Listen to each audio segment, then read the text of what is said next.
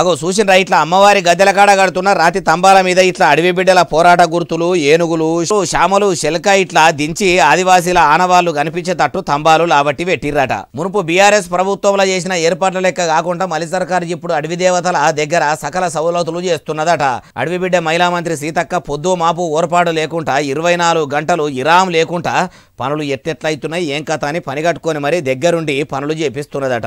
అమ్మ అడవి బిడ్డ మహిళా మంత్రి సీతక్క, మరి మీరు గిరిజన దేవతల గద్దెల కాడ పనులు బాగానే చేపిస్తున్నారు, చేపియవలసిందే. పోయిన తేప కూడా ఏర్పాట్లు చక్కగా లేక చాలా మంది పబ్లిక్ చాలా తక్లీఫులు పడ్డారట. ఆ తిప్పలు ఇప్పుడు లేకుండా చూడుండ్రి. అట్లనే ఆడున్న అడవి బిడ్డల ఆలతు మార్చే పని కూడా ఇట్లనే పెట్టుకుంటే ఇంతే కాయసుగా మనసు పెట్టి తండాల పొంట గూడాల పొంట అప్పుడు సాదాసీదా చెప్పులు వేసుకొని తిరిగిండ్రు చూడుండ్రి. అట్లనే తిరుగుకుంటా పనులు చేపిస్తే, రోడ్లు ఓపిస్తే, తొవ్వలు సాగు చేపిస్తే బాగుంటది. అయినా అప్పట్లో మీరున్నట్టు లేరు మేడము, పురాగా మారిపోయినట్టున్నారు. అప్పట్లో పోరాటం అన్నోళ్ళు ఇప్పుడు పదవి మీద ఆరాటంతోనే ఎక్కువ పని చేస్తున్నట్టు ఉన్నది. మీకు కూడా రాజకీయ నీళ్ళు మంచిగానే అబ్బినట్టున్నాయి కదా అంటున్నారు ఈ ముచ్చటిన్నోళ్ళు.